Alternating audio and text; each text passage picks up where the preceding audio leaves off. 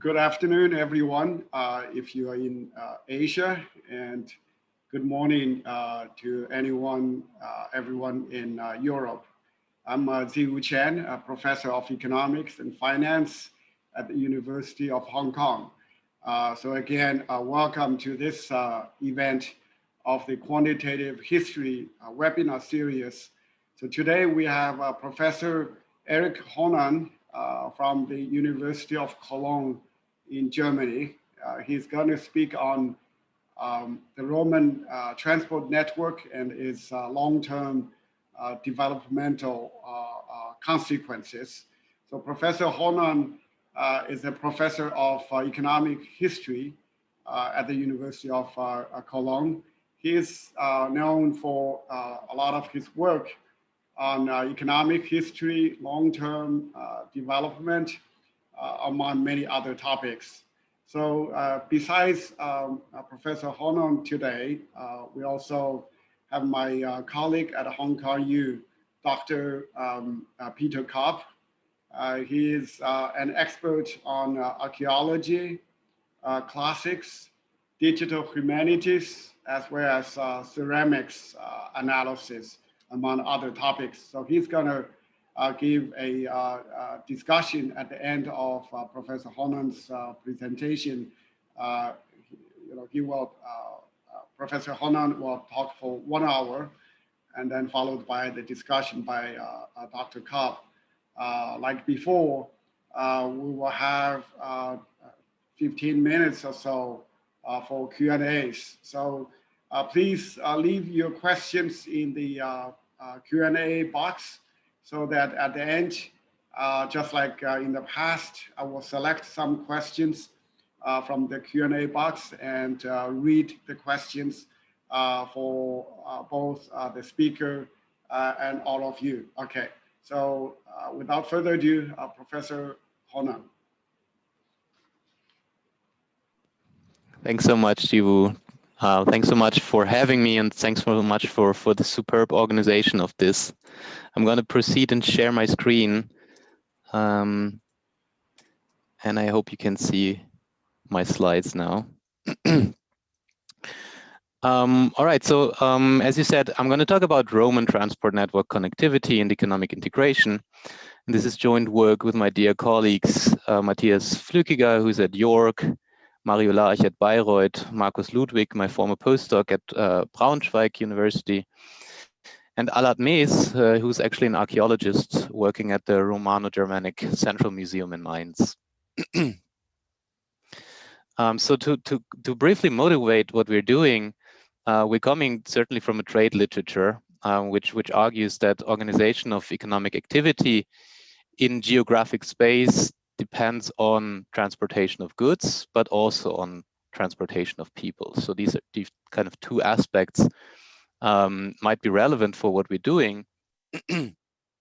And goods and people are certainly transported via some kind of transport infrastructure, right? And we know from the existing literature that whenever you improve such transport infrastructure, this will typically lead to welfare improving economic integration of regions that are integrated and connected via these transport infrastructures. Look at Dave Donaldson's paper on the railroads of the Raj in India, and you kind of know what we're talking about and what kind of to expect a bit from this talk today.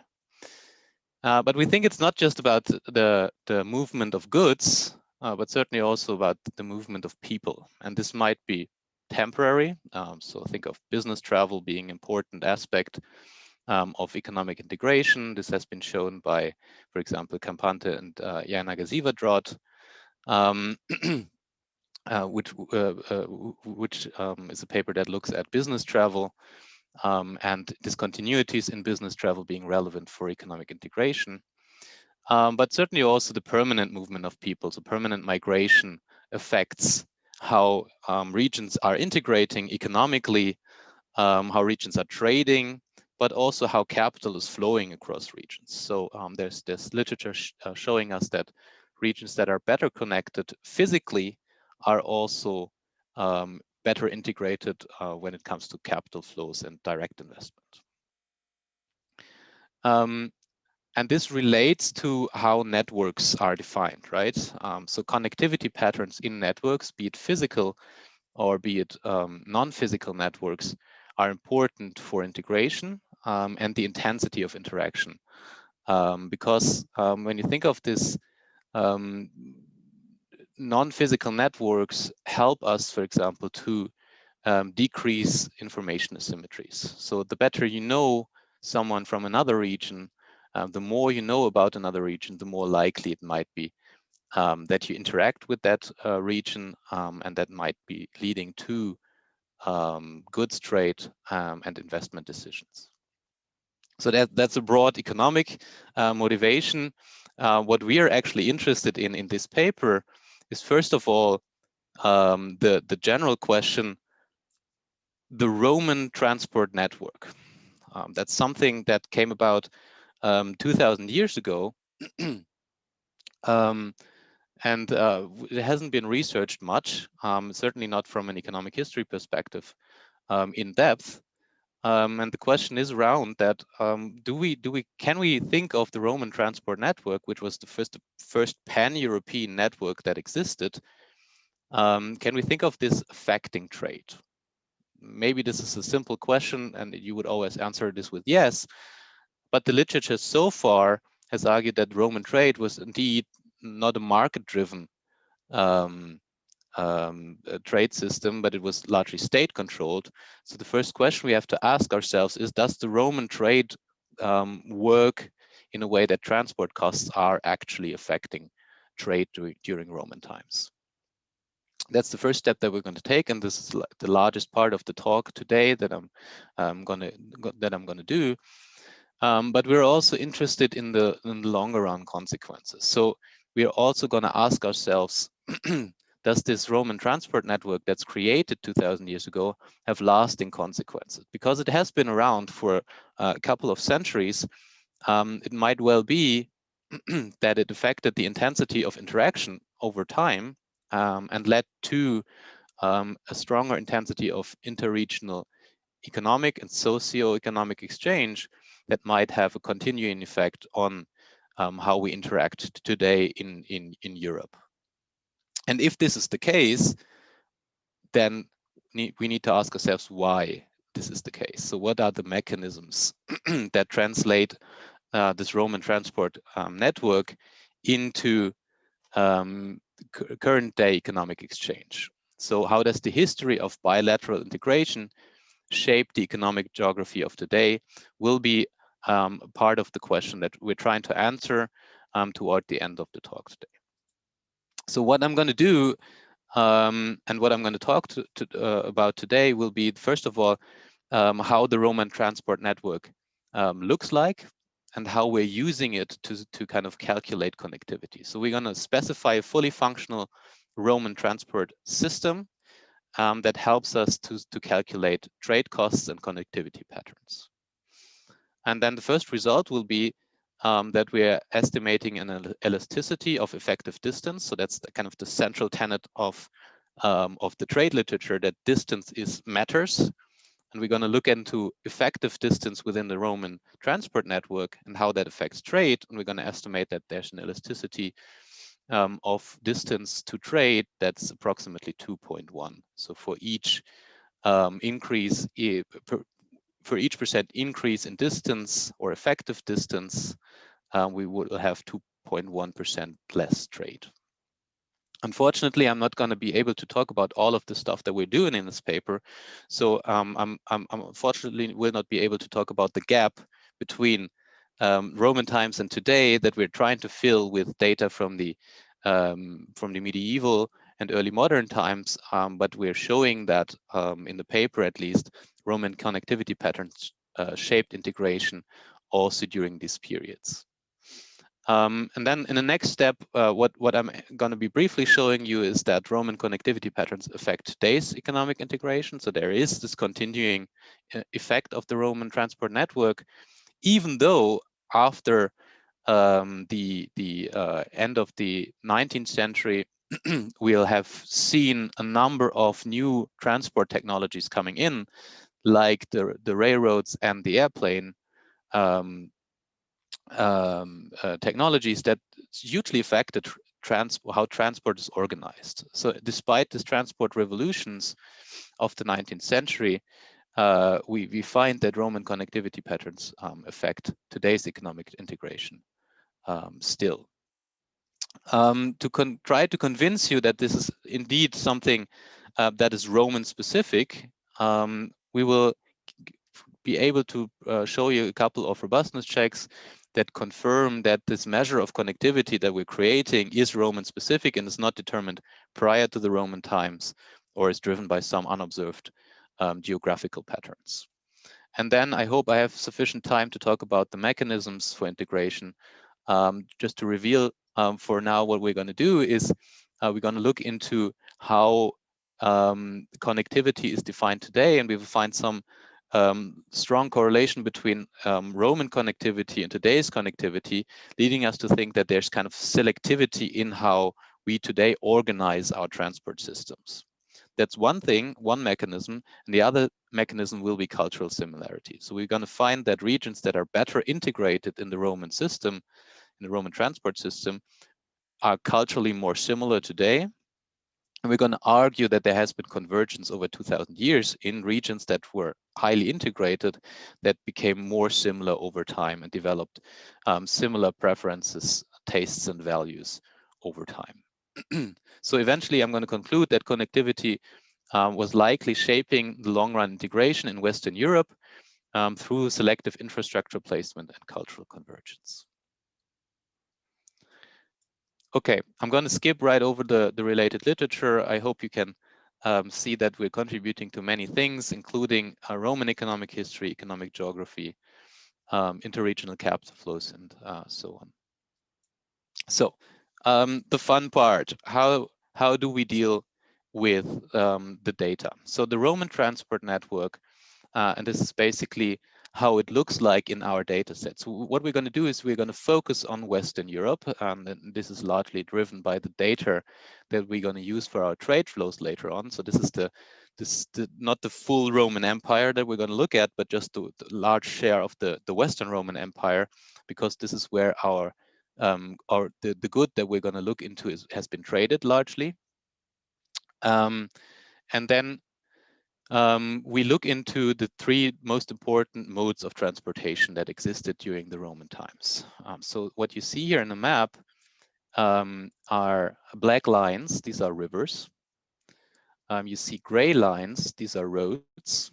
And then you see these dotted lines, and these are maritime travel routes. So these are the seagoing vessels that can go through the Mediterranean and the North Atlantic and transport goods on the coastline in the Roman Empire.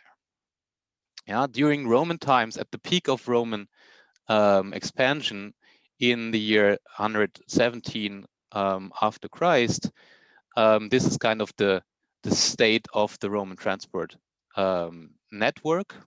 They have by then roughly 80,000 kilometers of paved roads, which are of super high quality. So the Romans invested a lot in creating this road network, which is largely, at least historians and archaeologists tell us that it's largely defined by the movement of troops. So what's important about Roman roads is that you try to build them as linear as possible in order to move your troops and other shipments to the front lines in order to fight against invasions, to fight against uprisings, or to expand your territories.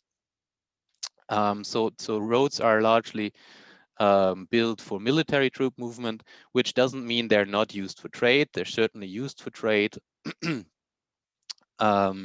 And we will see later on how important these roads will be.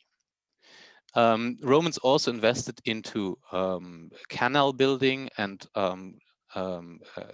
improvements of rivers for transportation, and they also improved maritime transportation in the sense that they fought for peace in the Mediterranean, for example. So this is the first time that there's no piracy in the Mediterranean, which largely decreases transport costs because safety is guaranteed for merchants in the Mediterranean. So what we're going to do is take this as our network.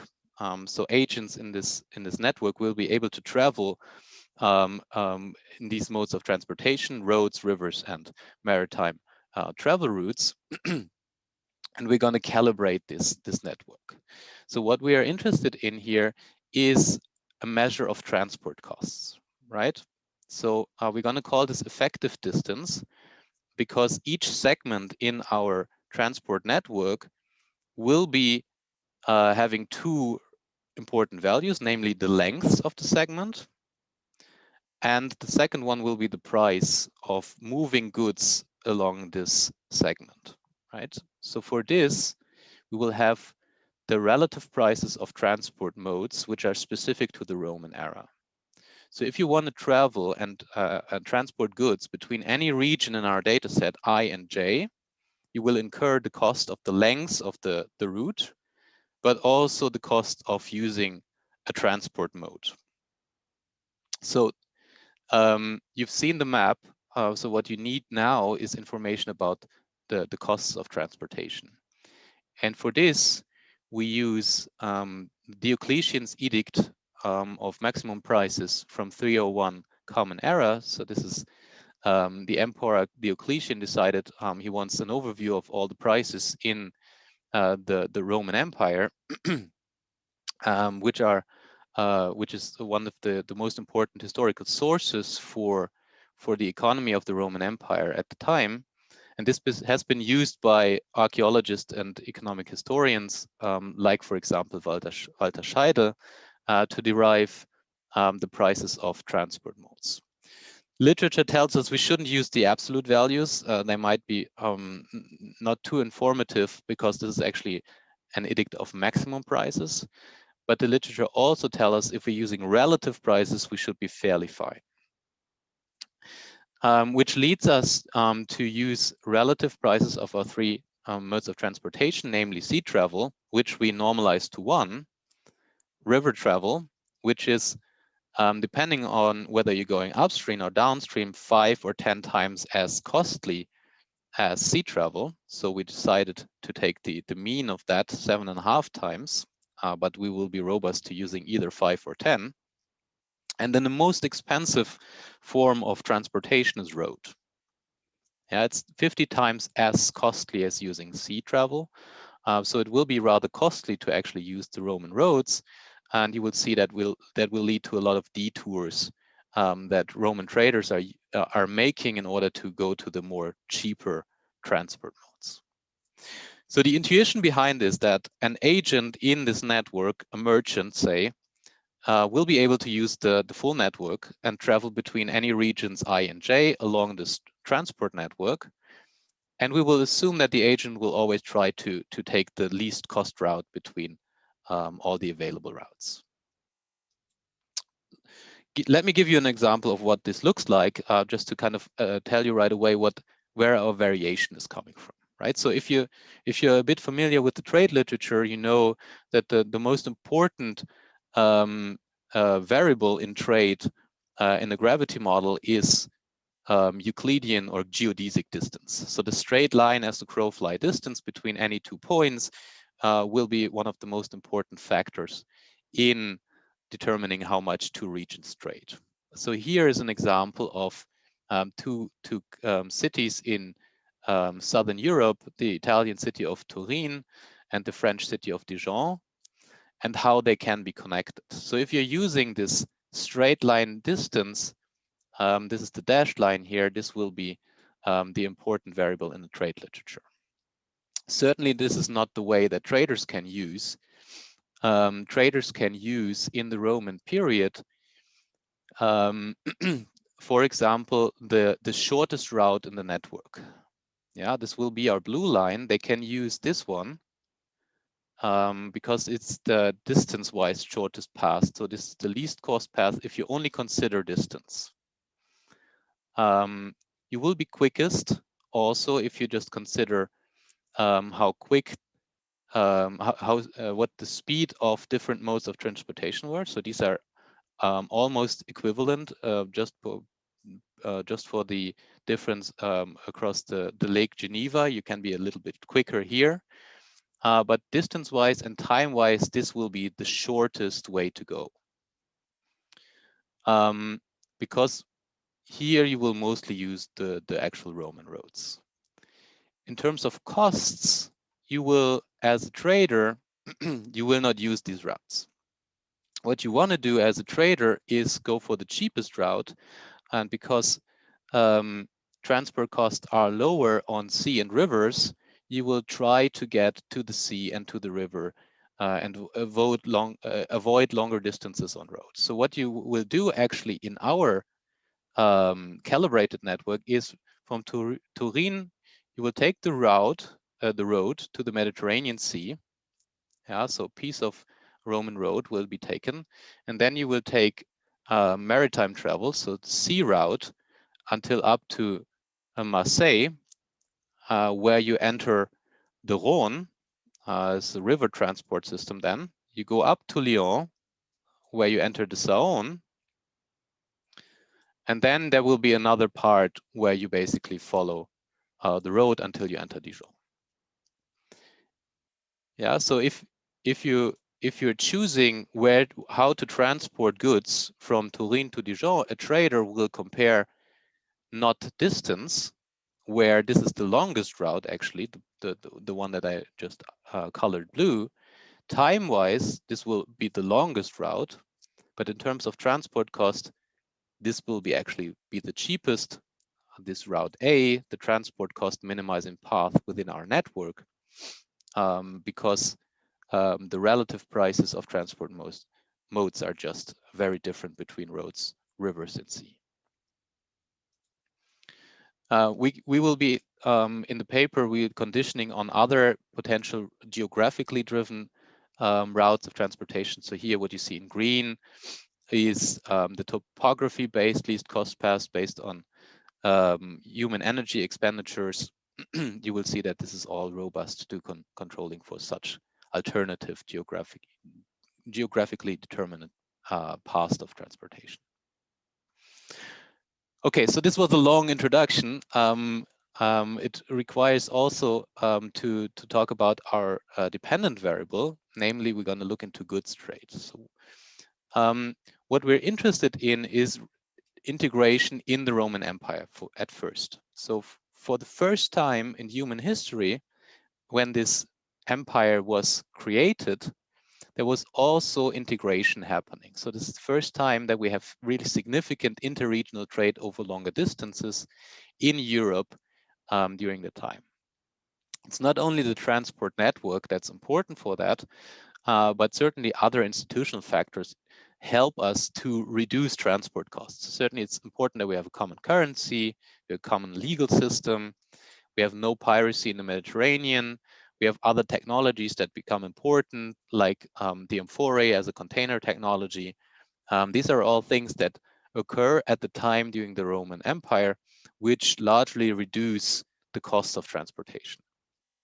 And these might be captured by our relative prices, by the absolute prices, but are not so important for our relative prices.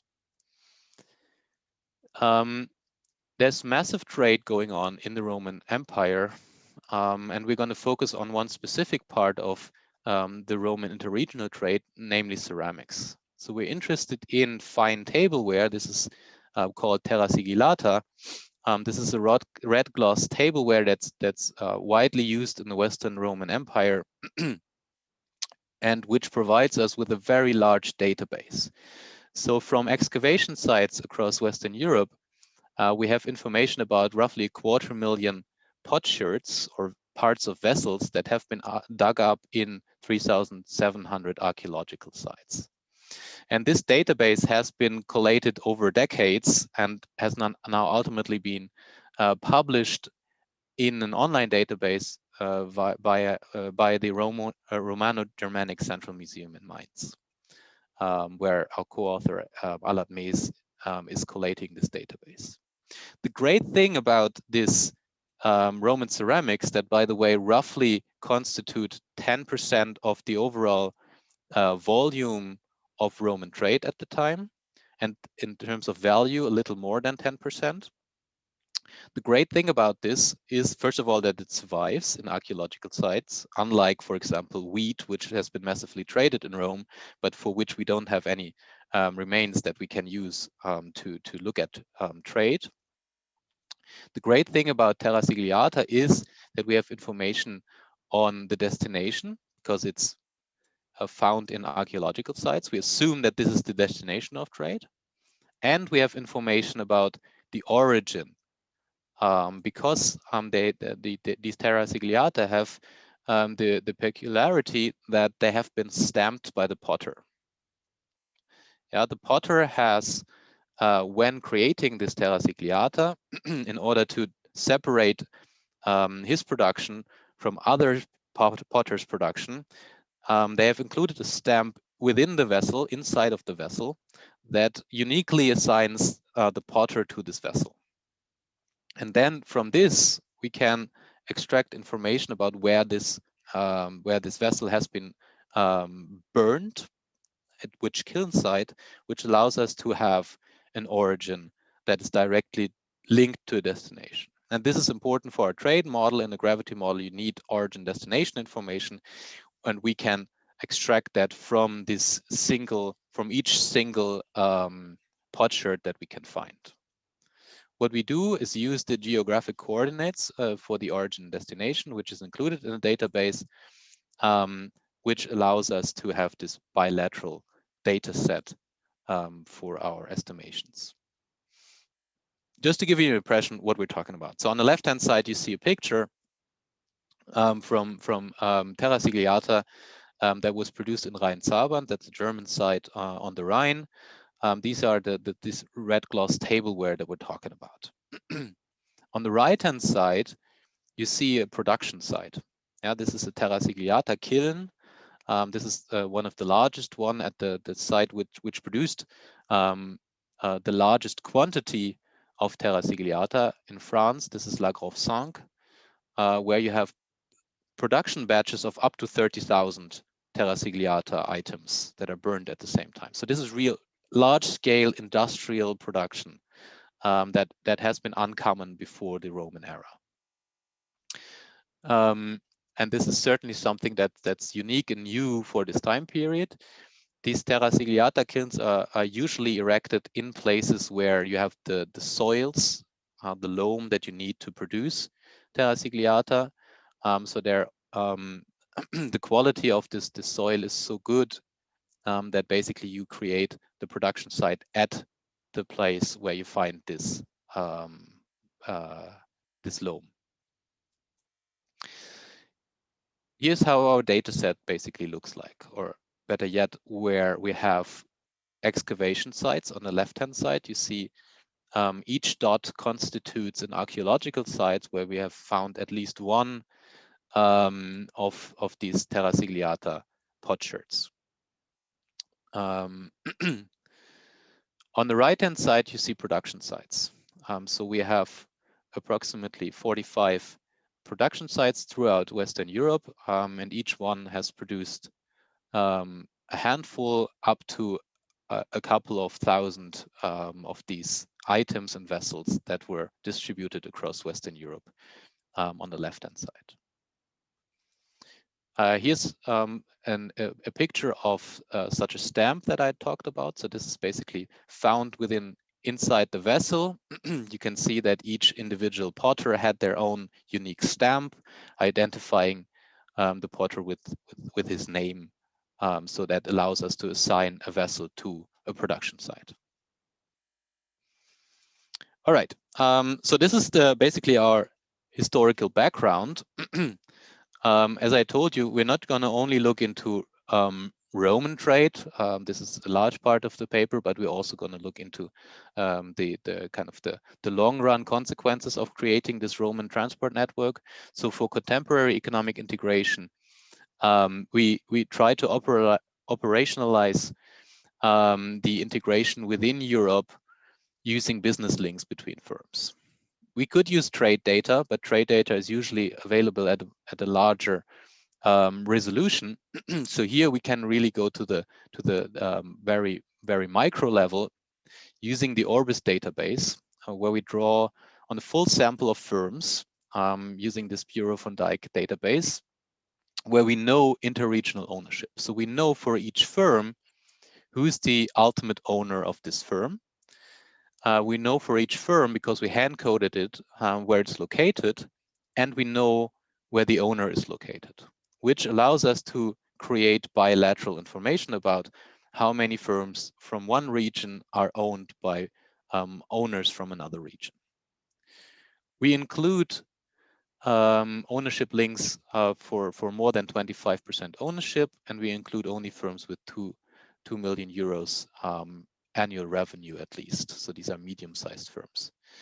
And from this, we calculate these bilateral business links because we created this information on the firm and the owner at the basically at the coordinate level. We will aggregate that up to create bilateral links to the grid cell level. So that's the next piece of information that you need, how our data set actually looks like. So what we do is cut down Western Europe into grid cells of 0.5 by 0.5 degrees. So this is roughly 50 kilometers by 50 kilometers. This gives us a roughly 1,000 grid cells in Western Europe. And we will keep all of the grid cells that are connected to the network. So only grid cells are included that are connected to the road, the river, or the Mediterranean Sea. This is not a crucial assumption, so we can show that this is also doable when we include all the grid cells. It's just that they are systematically different because they are not connected to the network, that we exclude them for now. And then we basically build an artificial connection between the network and the centroid of each cell. This is also not a crucial assumption to build this artificial road because basically it will be later on controlled for by the fixed effects that we include at the bilateral level. This gives us a matrix of 903 times 903 grid cell pairs between which Roman traders can trade. Unfortunately, we don't have information for the Roman period for all of these 903 grid cells. For the Roman period, we will be left with 581 destination grid cells and 47 origin grid cells because we only have 47 production sites. For today's economic integration, we have a much larger data set. Namely, we have 865 times 847 grid cell pairs for which we have ownership links. So this is basically our grid cells, right? If you wondered how they look like and how large they are, this is our region of interest. Gray grid cells are included. The white ones are excluded because they're not connected to the Roman network. As I said, this is not an important assumption. We can do without this assumption. Just to give you an impression, for the Roman period, this is a map of terra sigillata flows. So this is, I think, a nice depiction of from where we're trading to where. So each of these lines constitute at least one terra sigillata flow. Indeed, so if you look at the center here, the red lines are radiating around La Grove-Cinq, the largest production site in Rome, and they're sending out terra sigillata to all parts of the Roman Empire. All right, so empirically, what are we going to do? We're going to estimate Poisson pseudo maximum likelihood estimation in a gravity equation. We do so because this is the standard approach in the trade literature that allows to take care of zeros in a decent way, because obviously we have a lot of zero trade flows, and it allows us to take care of heteroskedasticity in a good manner. And this leads us to an estimation approach where we have an outcome X, and this is expressed in shares. So X measures how many terasigliata items are coming from, in grid cell J, are coming from grid cell I. You could either do this as a count, which we did in the original paper, or express this as a share, as we're doing now. For the results, it doesn't really matter. It's just another way of dealing with the zeros once more. So basically, Xij is defined as a share, and the share of terasigliata items in grid cell J that come from production site I. Our important variable of interest is what we call effective distance, namely how costly it is to transport a good in the Roman transport network. We can control for a host of geographic variables, the most important being geographic distance. So we always going to condition on geographic distance to exclude that this is purely driven by geographic distance, but there's something really Roman specific about the transport cost that creates this variation. And then obviously and importantly, we're going to control for origin and destination fixed effects, which takes out, for example, concerns due to excavation bias. So if you're digging more in a region in England, then this is true for all your trade partners, right? And this will be captured by a destination fixed effect that your trading partner is a region where it's just more excavation activity as compared to a region in Spain where people are not digging up as much. Similarly, origin fixed effects will capture the fact that La Grove-Cinq just produced more terasigliata than, for example, Rhein-Sabern. But this is true for any trading partners. So we should find more terasigliata in any destination coming from La Grove-Cinq as compared to Rhein-Sabern, because there's just larger output at La Grove-Cinq than Rhein-Sabern. These level effects will be taken out by our origin fixed effects. All right. So first set of results are the Roman era trade results. So what you see here is basically the estimated elasticity between our dependent variable, which is again the share of terasigliata fines, and our measure of effective distance. You see, if we're just taking the bivariate relationship, this is estimated at an elasticity of about 3. We're controlling, for example, for the fact that some regions joined or were annexed the Roman Empire later on. I think this is important because then in these regions, you cannot have traded for such a long time. So once you control for joint duration under the Roman rule, our elasticity becomes smaller. We can control for geography. That doesn't matter much. We have many geographic differences that we try to control for, which basically don't change our results at all. And then one of the important controls that we add is obviously geographic or geodesic distance. This reduces effective distance. Certainly there's a geographic component of our measure of effective distance. But once you control for geodesic distance, there's still an elasticity of 1.5 left. That's purely driven by the Roman transport costs.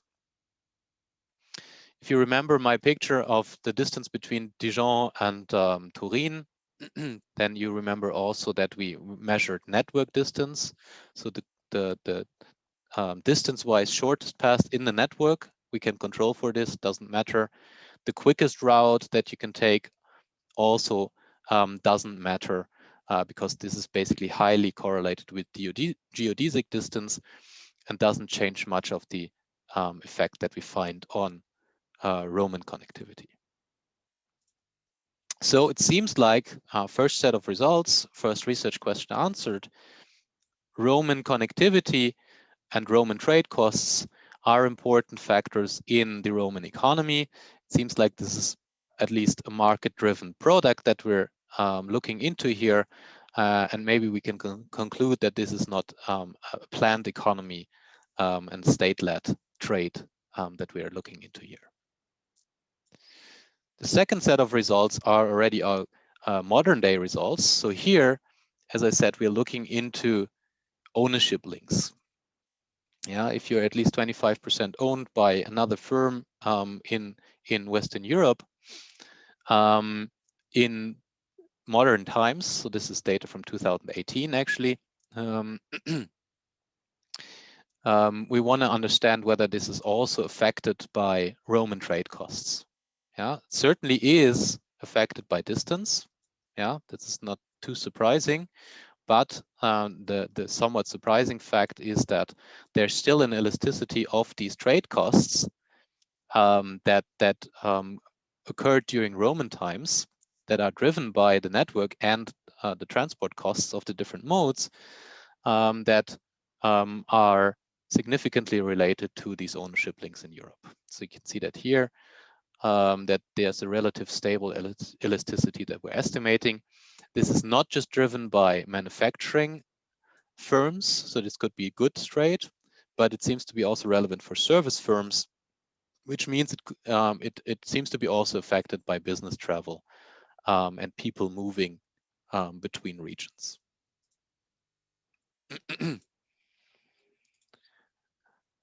So now you're certainly worried about the fact whether the transport costs and the effective distance that we're estimating is something that's not unique to the Roman period. So the variation that we're picking up is generated, as I said, by the network that seems to be created by the Romans and by the transport costs that seem to be technologies that are hugely affected by the circumstances of the Roman Empire. That's the combination of facts that we're using to create that. But you might be worried that the structure of the network is not unique to Rome. Yeah, the structure of the network might follow pre-existing patterns of exchange. May well be. And the other concern may be that the effective distance that we're creating as a measure just basically captures effects of geography. It's purely driven by slope, mountains, and other geographic factors. So I need to convince you somehow that this is Roman specific. We're doing a couple of things in the paper, and I cannot talk about all of them today. In my view, the most convincing part is to look into pre-Roman times. So what we did is, let me show you the map, is collect data on pre-Roman goods trade. And for this, we tapped into two large databases on Alpine Jade and British Jade. So there's two existing databases on Neolithic axe heads, and they're made from jade or jade that can be precisely located because they're again excavated at the excavation site. So we have the destination of trade, but they can be also precisely located in their origin because chemistry allows us to find the exact mountain where this is this specific type of jade has been extracted. Yeah, so we're using these axe heads from pre-Roman times, these two databases, and because Neolithic times is a bit much earlier than Roman times, we also collated another database on Bronze Age trades, where we collected a large number of artifacts, roughly 4,000 artifacts. These are made from metals.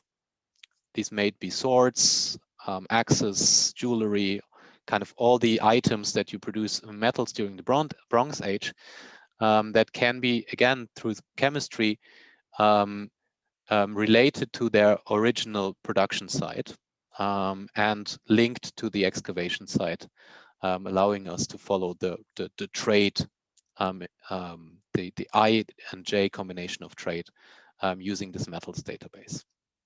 So this is the best we can do to show you that the Roman effective distance doesn't affect trade prior to the Roman times. So what I can show you here is that the Alpine Jade database is not affected by effective distance in the Roman trade network. The British Jade database doesn't have a significant relationship with Roman connectivity. Our Bronze Age metals database doesn't seem to be driven by effective distance. If you combine all goods, you see that there's no significant relationship.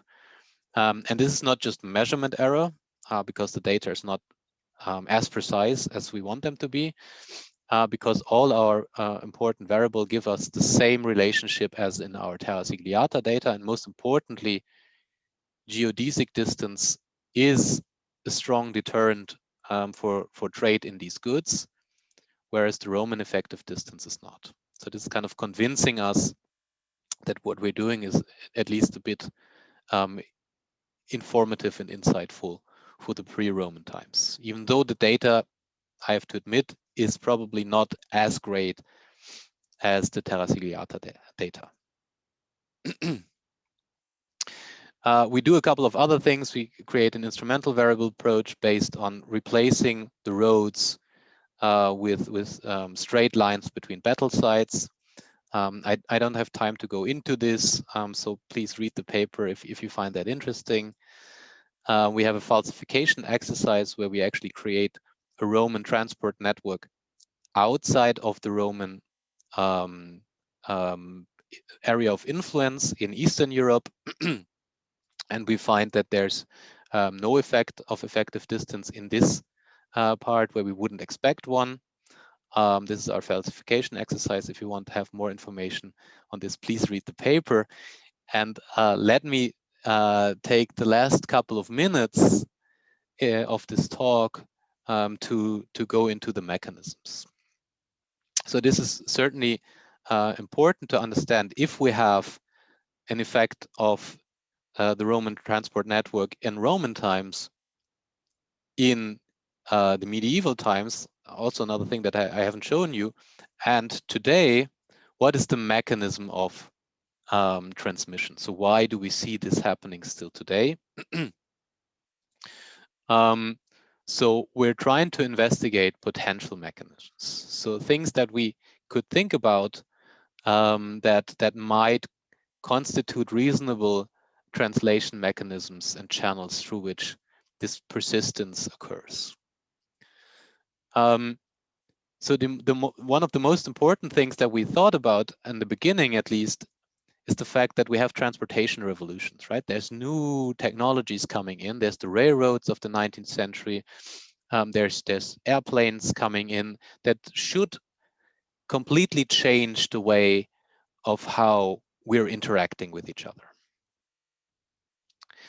And so then we probably shouldn't see, if this changes the economic geography of interaction after the 19th century, we shouldn't see a persistent effect after the 19th century, the latest, right?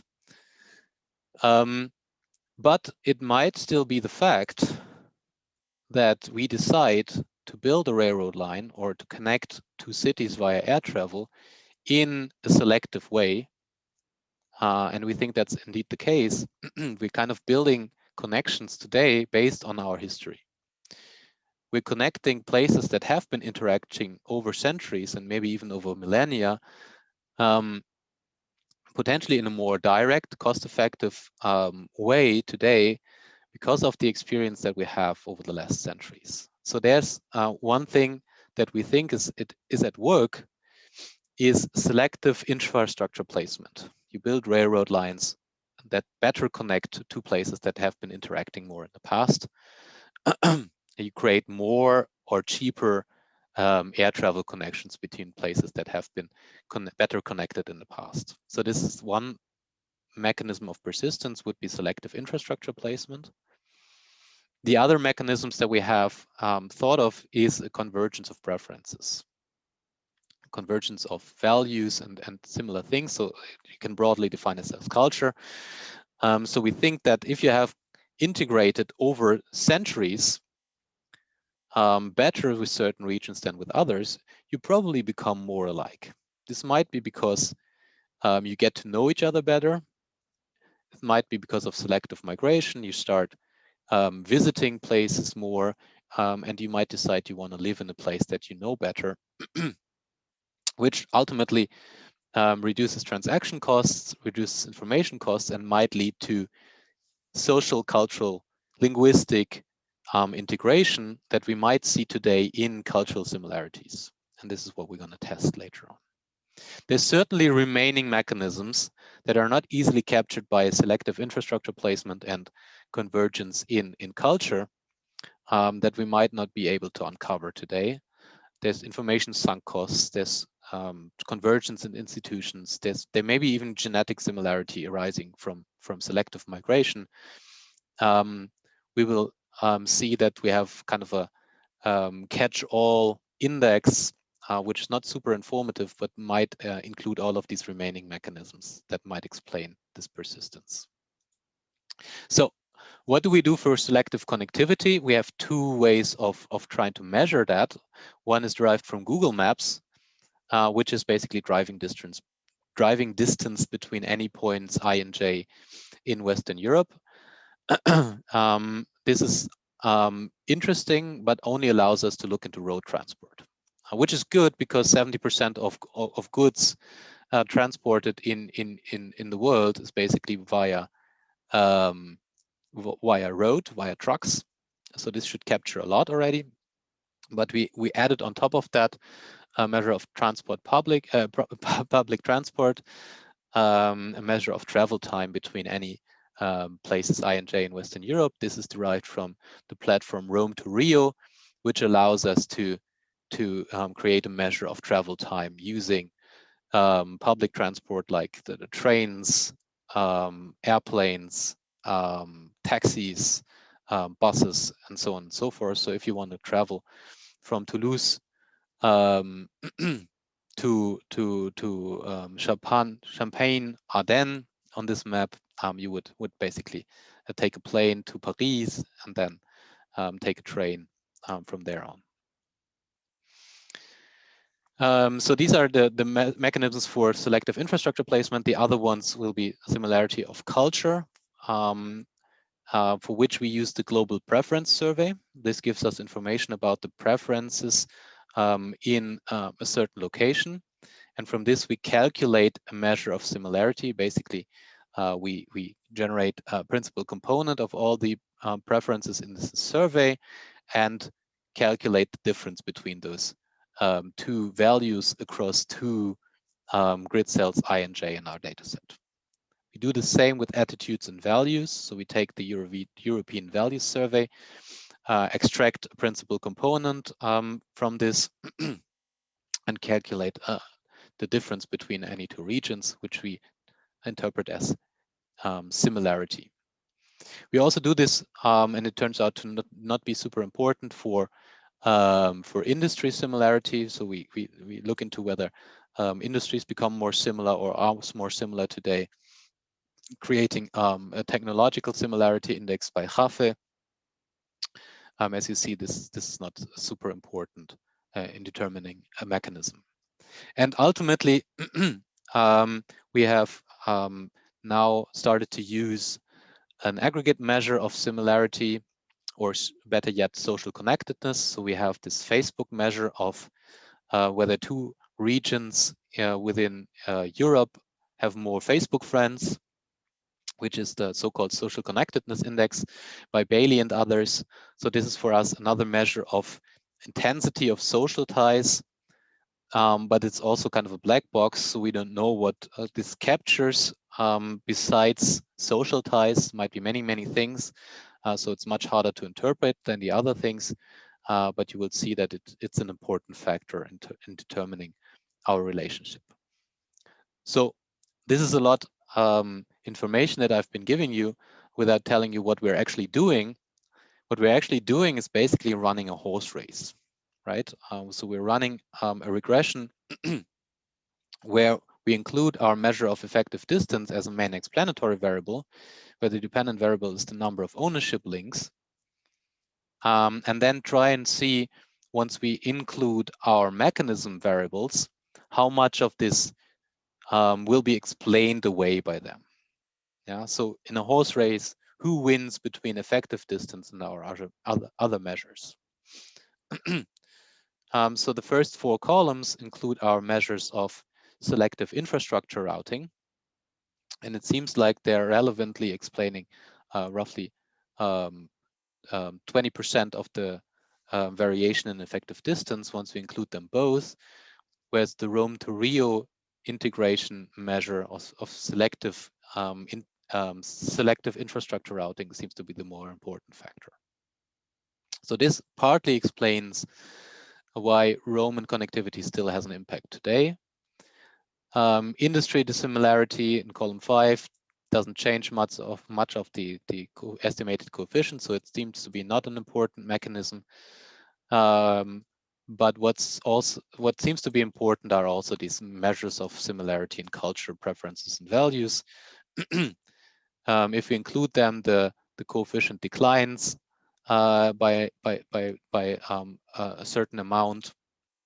Once we include all of these measures in column 9, so selective infrastructure routing and culture, we can explain roughly half of the Roman transport connectivity effect. If you find this dissatisfying, that we cannot explain all of the persistence, then you might like our column 10. Once we include the Facebook measure of social connectedness,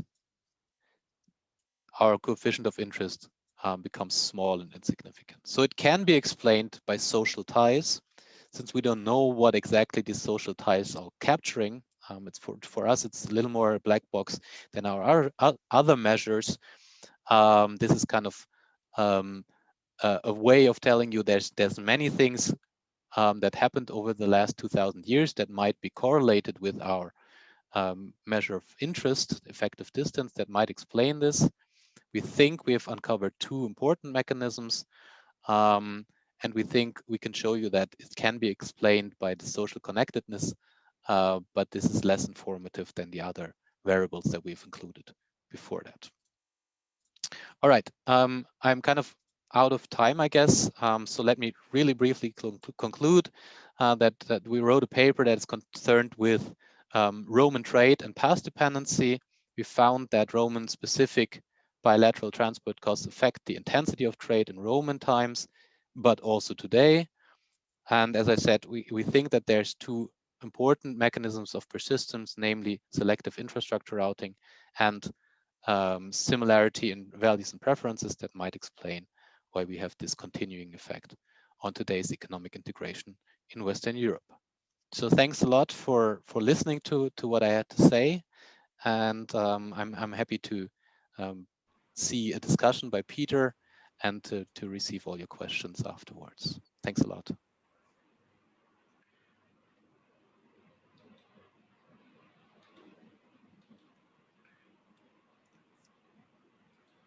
Yeah, thank you very much, Erik.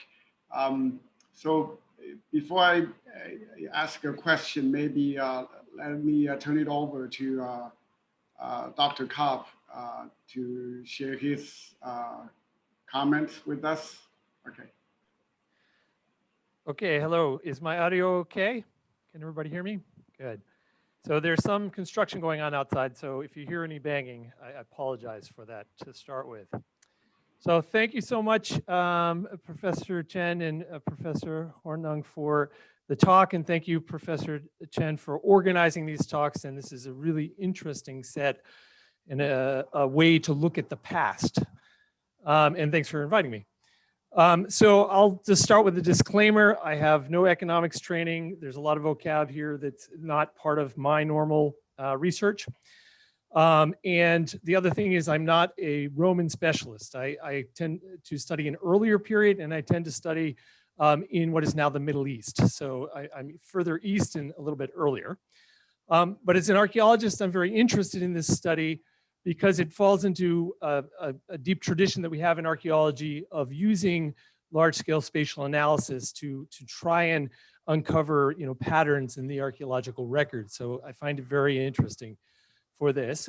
The other thing is I always love to have new perspectives coming into the field to encourage specialists from other fields to get involved with studying the past, to get involved with studying archaeology. Because then we get, obviously we get new theories, new ideas, new methods, and new reasons to conduct our research about the past. So this interdisciplinarity is very important. I'm also very happy to see such a wide audience here in Asia for this talk and in Hong Kong. So thank you for introducing these topics over here. In addition to the conclusions that you're drawing about, modern economic situation in Europe, for example, from my perspective, I see two very important contributions of a paper like this. So first is looking at the longue durée. Really thinking about how it's important to look over a long time period and how history impacts us, how we live today and what we can learn from it. For example, this idea, I really like this idea of reconnecting points which have already been trading. So that when the railroad comes in or when the airports come in, we're sort of just making connections between existing points which already had connections. And so it really shows the importance of the historical process as we're moving through time. Then on the approach to using big data for studying the past, this is really important, and it's very important to apply these new perspectives to make use of, and you didn't mention here, but in your paper, you're making use of the Barrington Atlas data set, obviously making reference to the pottery data set, this large pottery data set of Roman wares. The one thing about archaeological data, unfortunately, is it's kind of problematic. And my impression, and I'm probably just stereotyping here, is that the economists have, kind of a luxury of having a little bit more highly reliable data sets than we as archaeologists normally do. So some things, some suggestions in terms of looking at those data sets more closely is thinking about controlling for the chronology of individual types of ceramics. I'm really discussing that in the paper and how you're doing that. And a big problem we have with archaeology and archaeological data sets is of course excavation samplings. Where are we digging? What are we actually recording? A lot of excavations, unfortunately, they simply throw away a lot of pottery because there's nowhere to store it. It takes too long to process it. So and of course, we're not digging the whole site. So we're digging a certain portion of the site. So it's going to enter a bias into every piece of pottery that we find. And so, it's always good to keep these things in mind. And this is in no way to like discourage anything about the research, but rather I would love to see more, bringing your knowledge set into dealing with these issues with the statistics. So this is actually somewhere where you can contribute, because these are problems that I've been thinking about a lot. And I would love to know how to sort of wrestle with them on a large scale. And so I hope that you'll really dig into the issue surrounding the data sets. I hope you also share all of your work digitally so that we can, and I know the data sets that some of the data sets you reference are definitely available so that the work can be reproduced. And then just generally getting these stories out there using these big data sets is extremely important for us as archaeologists, for people studying the past. So whenever we see a contribution like this, which is trying to use new methods and a large data set, and it's coming to some very interesting conclusions, this is actually very good for us, because it's setting up a feedback loop where we're saying, look what we could do if we could improve all of our data sets like this. And so, as we publish more of these sort of big data in the past, big data and archaeology reports, studies, that shows the value of it. And then people say, okay, well, maybe I will do a better job in recording my own data and sharing my own data. So this is great. Keep this going. And I might also suggest looking at the coins, the Roman coins. There's been a lot of work by some of my colleagues on sort of tracking them over large distances. So there might be a way to plug in another data set here, which is of course somewhat directly connected with economics. if I had one sort of suggestion or thought that in terms of how to look at this in a different way, I guess I would be questioning the way that Rome and the Roman period is used in this study. I'm wondering why is it necessary to highlight sort of the changes that Rome makes specifically and try to make this break with the pre-Roman period. So my perspective here is, when I've been working in Turkey for a long time, and when we're looking at road networks in Turkey, there's a great continuity between the the pre-Roman time and what we see in the Roman time up until the modern Turkish Republic. I mean, you can literally, there are places I know that they've dug down and you can see the same road being repaved over and over again for, probably 4,000 years. So it's really interesting. And we certainly see them connecting like important points that have been important all along and that are very important for the Roman time period as well. And maybe, maybe there's some differences in Western Europe from what I'm more used to in the Middle East. But I also think that because we're looking at the long term, I'm not sure Rome is really, the most significant factor here. I think it's about the continuity of the interconnections that people have. And when you're using the jade axe heads or the bronze objects, I think the trade of those things is a very different context, let's say, than the trade in Roman pottery. So making those comparisons, we also want to look closely at. Generally, what we do nowadays is, we have this kind of dialogue between looking at these long-term generalizations, which are very important for archaeology, and looking closer at kind of local cases, individual local cases. And so if I dig down into a certain part of France or something like that, and I want to like really compare what's happening before the Roman time, during the Roman time, during the medieval time, we have a lot of case studies that kind of do that. And so I think that by sort of looking at those kinds of things and combining that with your long-term conclusions, that can just help to make everything stronger. I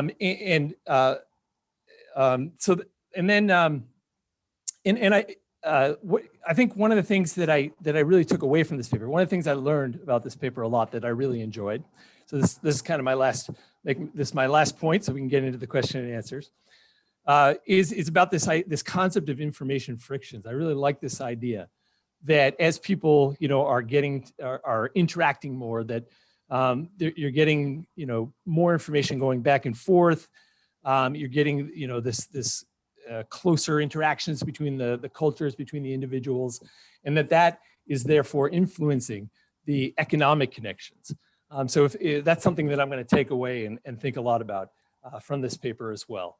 So with that, I really enjoyed this paper. I think that using the big data, using these large scale data sources and looking over the longue durée, I think these are very important things for us to be doing about all parts of history, including the ancient history. Thank you so much. Thank you, Peter. So Erik, would you like to say anything in response? Yeah, I'm going to be brief. So thanks a lot, Peter, for your comments, and also to digging through our paper. I know it's a long read by now. I know it might be even complicated because the tools that we're using are not your standard tools, and I'm happy to learn that you took something from it and you learned something from it.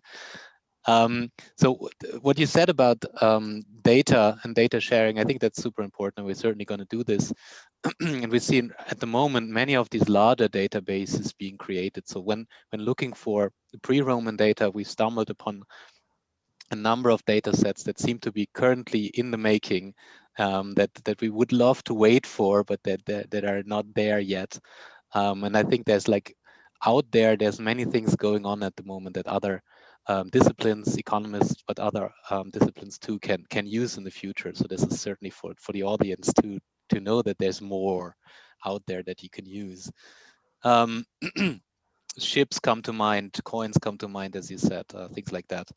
So one thing that I think I can try and answer to is your view on continuity, which certainly is an important factor. So that one of the reasons why we try to be on the standpoint that Rome changed a lot of things is that Rome did change a lot of things. I'm certainly a friend of saying that there's continuity in history, and that oftentimes we have to make assumptions that there's a crucial point in time where things changed.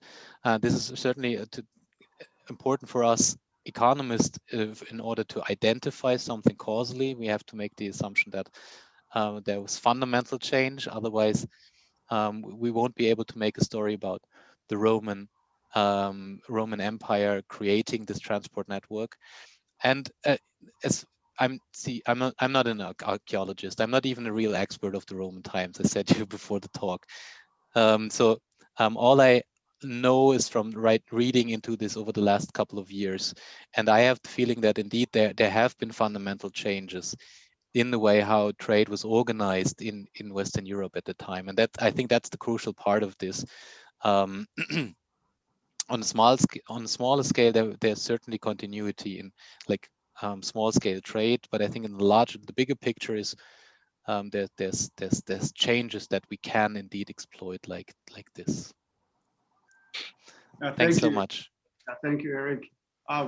Before I turn it over to the Q&A part, I just have one quick comment.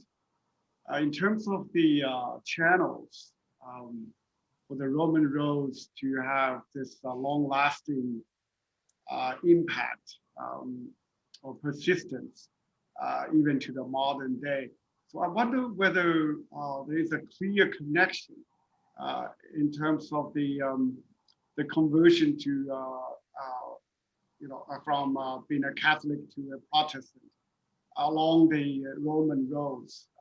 What I'm thinking is maybe perhaps along the roads, the loyalty to Rome may be stronger. So there will be fewer conversions. The closer a locality was to the Roman roads, then the fewer conversions to Protestantism. Whereas the further away places, then at least for some parts of Europe, there will be more conversions, right? And then that may have contributed to your cultural persistence or cultural influence channel in terms of what happened 2,000 years ago we still have such a significant bearing on today's trades. For example, if along the roads, most people will still be Roman Catholics, and then they will be more likely to still remain trade partners. Whereas, anyway, you get my point maybe in terms of digging deeper to find out how such long-term persistence has really happened. This is just something that came up in my thoughts. Yeah. Mm-hmm. Okay. I mean, we haven't inspected this. Certainly, I wouldn't be surprised if this is the case. I mean, there's papers out there that show that Islam was diffused via trade routes. I think Stelios Michalopoulos has been writing a paper about this a time ago. I wouldn't be surprised if what you're saying is indeed the case. If we go into the measures of the preference and value surveys, there's a section on religiosity and religious aspects. I'm not sure exactly which questions they ask, but this is certainly something where if we kind of single that out, there's a strong, significant mechanism there that relies on religious similarities. So yeah, it might be, we can look into that. Large parts of the places in Western Europe that we look at are actually more Catholic, right? Mostly it's just England that went Anglican and didn't remain Catholic. So that maybe even the border of the Roman Empire is a strong discontinuity between Protestantism and Catholicism. Yeah, okay. Yeah, thank you. So let me now take some questions from the audience. I mean, there are many of them, 20 different comments. First, from Anuradha, what was the engagement of the Roman trade with parts of present-day India? So I guess ceramics data. Does that we like if we just look into our database, we see a couple of these terra sigillata also going to India. I know that there's certainly ships found in the Indian Ocean that come from Rome. So there seems to have been indeed a significant interaction between Rome and India at the time. I think I've attended a talk on this indeed, but this is as much as I know at the moment. So there is trade between Rome and India, and we find a couple of these terra sigillata, but just basically a handful. Okay, so next from Shimuro, I want to ask you if you can see the Roman transportation system as the beginning or a first version of modern systems of roads and transport systems as we know today. So in other words, you just view that as the beginning and then all the later developments as continuation. So that may be the reason behind the persistence, I guess. So I think certainly the way of constructing roads during the Roman time is a significant change, and how the quality of the pavement is fundamentally different than anything that existed beforehand. I think that's not, I don't think that's too much I'm saying here. If you look into the specifics of of how these roads are constructed and how engineers also were routing these roads, this is completely new. It's also like centrally organized. There's nothing in that pre-existed, right? If tribes before Rome in modern day France, they certainly had roads. They certainly had more dirt roads, but they certainly wouldn't organize it in a way that the Romans did. So if you think of modern day highway building, maybe there's some aspects of this that build on Roman ideas. And it might be interpreted as the beginning of that, but I also don't want to go too far in saying that everything changed about road building. Okay, next from Jed Kaplan. Why is there no cost premium for getting goods products to the market faster? Surely the merchant who arrives first can command a higher price for the same goods. I think this refers to your definition of the most cost-effective versus shortest distance in time. My expectation is that for smaller quantities, this might be the case. This might also be the case for more heterogeneous goods. So there's certainly differences in the quality of terra sigillata, but I think the differences are not that large that you would pay a high premium on receiving a certain type of terra sigillata much quicker. There's certainly other goods that are more valuable where you would pay this premium and where you take the route that is the quickest or the shortest. But this is certainly a good item where I think it's the premium wouldn't be so high. Thank you. Next from Alexander Schumann. How is the cost for road travel 50 times that of sea travel? It seems counterintuitive because for sea travel, I need a ship, while on the road, I can just start walking. Or is sea freight hire just so cheap? So on the road, you still need a wagon. So you wouldn't carry larger batches by foot. And it's quite cumbersome. Even if these roads are relatively well done, it's still quite cumbersome to kind of transport larger quantities of these items via roads. So everything is probably cheaper in larger quantities to transport via these ships. But this is the best thing I can add, given like the information that we have on prices is something that historians basically agree from, and that's actual data from the Roman times. So this is quantities, like prices for a quantity of wheat, which is similar across transport modes that we're using. So this is basically a similar number of wheat per mile of Roman distance across ship and routes.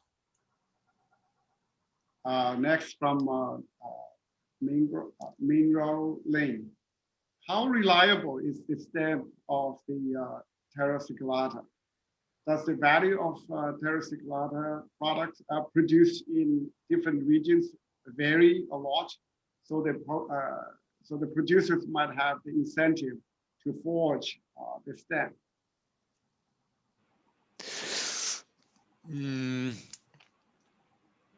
So I don't know whether there's a value to forging the stamp. I don't think it's a trademark, to be honest. I don't think that this has been used as kind of a brand to kind of signal the quality of a product. I think it's really more of a stamp that that helps you to find your product in the kiln side. And I don't think it has been used as a trademark, really. So to give you a piece of information here, the one item of terra sigillata, such a vessel, is approximately a day of pay for a soldier. So it's not a super cheap good, but it's also not a luxury good. So most people will be able to kind of afford this type of item, which is kind of a price that also, I don't think there's much of forging these types of things. It's not worth it, I guess. Yeah. Okay. So so the next question is from Kate. Did you consider transfer costs, that is moving goods from cart to ship to boat to cart and so on? They are driving today's logistics decisions. That is sort of the last mile kind of cost question. I'm not sure I fully understand this. So what we do in our data set is basically assume zero transshipment cost. So it's at zero cost to transfer from wagon to boat and from boat to maritime ship. That's basically an assumption. So you can switch modes as often as you want, and we're not incurring any costs for that. I don't think we've tested this assumption. We could certainly do this. Did I understand this question correctly? I think my understanding from the question is that because today, when we talk about transportation costs, the last mile is always the most important to consider. When you move from a boat to a car, or from a car to a boat, that takes a lot of costs to hire movers and so on. Yeah, the last mile in our data will typically be road, and that's like an expensive choice to make. So I guess that there's still similar in our transport network that it will be costly the last mile. Okay, so the next question is from Yan Wu. Is it possible that modern transportation network is built on and affected by Roman transport network? In your results, looking at modern outcome, do you control for modern transport networks? It's extremely possible. So if you, for example, look at England, you will find that many of the highways actually exactly trace or almost exactly trace the historical Roman road trajectories. And yes, indeed, that this is one of the mechanisms that we're using is to look at the actual tracing of modern day routes, and then that this is not really a control variable, but rather a mechanism that we advanced because we think this is going on, right? We think that we're building infrastructure today, including roads that trace historical roads. We make them shorter if we think that we can more directly connect to places, but sometimes they actually exactly follow the historical Roman trajectories. Okay, let me take two questions from Peter Solo. First, does the main database include finds of ceramics outside the Roman Empire? For example, in the Low Countries and northern Germany. If so, would using this data give you a steeper gradient as you leave the empire? So that's the first question. The second question is, before containerization, transshipment costs between modes were quite important. How might this cost influence your, yeah, I think we already talked about this earlier. Maybe just to address the first question. Yeah, indeed, we have, the database contains Terra sigillata finds outside of Europe. As I said, in India, we have stuff. We have also in the Netherlands and Germany, we have these excavations on each side of the Rhine and so on and so forth. So what we did in an earlier version of the paper, which we ultimately dropped, is doing this continuity design on the Rhine. We didn't do this for Terra sigillata, but for the ownership links, where we find that there's really a strong discontinuity once you go outside of the limes, yeah, the historical border of the Roman Empire to the north. There's certainly much less of a connection between inside and outside Rome. We haven't done this for Terra sigillata because there's certainly much less findings of these, and that there seems to be indeed, what you say, a steep gradient. Yeah. From Stephanie Wong, there is a stable relationship between distance or cost and trade activity. However, that's just a result by focusing on Western Europe. When we take into account the entire network of Roman Empire, this stable relationship does not hold anymore. That's a question. So yeah, what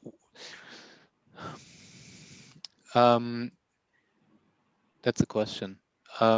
We haven't done this because Terra sigillata are basically just available for this Western region. So once we go to Northern Africa, there's relatively few finds. We can still do it there, but there's also relatively few roads and rivers.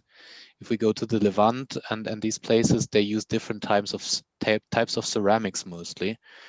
So indeed, there's, for example, the African sigillata. These are black gloss tableware of lower quality than the Terra sigillata, and these are more used in these places. So to keep it short, my expectation is that certainly distance is a relevant factor in trade, also in all other parts, not just of the Roman world, but the entire world. Distance will always be a major driver of trade. So that would be my short answer. But we haven't looked at the rest of Europe just because of the fact that our outcome variables are not existing there. From Sam Crispin, amazing, thank you.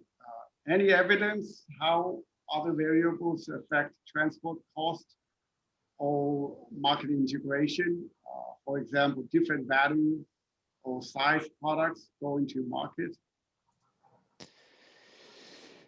So we didn't have any other trade measures for the Roman Empire, so we haven't looked at anything else than our Terra sigillata. So we haven't looked into coins and other things because we're not aware of the fact that you could actually trace them from origin to destination. We don't also know about the size of these different vessels, and if like smaller ceramics are traded easier than larger ones.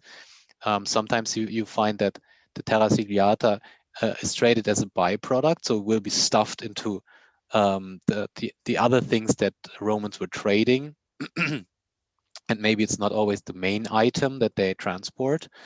And that might then relate to your question whether the smaller products are traded at lesser costs. But I don't have a good answer to this. Okay, let me take one last question from Romana Roland. Do you expect the negative effect of effective distance to decline both modern infrastructure in the future? The reasoning she gives is that the older the modern infrastructure, the more similar it becomes to the Roman infrastructure it should be. So in the future, modern infrastructure today should become more and more different from the Roman one. Does that make sense? No, yeah, I understand. So the question is basically one of whether there's convergence or not, and if like, and I don't have, my hunch is that if not major changes are occurring, so potentially at some points we were not traveling at all anymore, right? Like the last year. But still then, I think that our social ties are still affected by with whom and which regions we communicate with. And that's, in my expectation, that will still persist for some time, if not major changes to the way we communicate are happening. I think we will still find such a persistent effect in a couple of centuries even. But that's I don't have evidence for that. Okay, let me take the last question from Catherine Barnes. Is there any way to understand the effectiveness of Roman law and enforcement and tax collection on land versus maritime routes? Very good question. I don't have an answer. So I haven't looked into legal documents. I don't know if they exist that regulate trade and whether there's differences across transport modes, and also maybe regional differences in how well the legal code is enforced. I have unfortunately no answer to this. Wow, great. Thank you very much, Professor Hornung and also Professor Kopp, for sharing your research and observations on the research with us today. I think we are like 4 minutes beyond our scheduled time, so I should just end here. Thank you very much, and also my thanks go to all the remaining attendees in this special webinar. Okay, thank you again. So in the future, you're all welcome to come back. So we're actually going to take a 2-week break after a non-stop weekly webinar series. So in 2 weeks time, well, maybe let me ask my staff to, okay, good. Okay, so our upcoming webinar will be on April 8th. The topic will be a transition to agriculture and the food state presence by Professor Ola Olsen from the University of Gothenburg. So we have a lot of discussion on not just Europe for that webinar, but they collect data, they use data from all around the world in terms of when a given society started to transit from hunting, gathering to agriculture. Okay, so you're all welcome to sign up for that webinar, and I hope to see you then. That's it from me, and happy Easter to all of you. Okay, here we go. All right, thank you. Thanks a lot. Yeah, thank you, bye.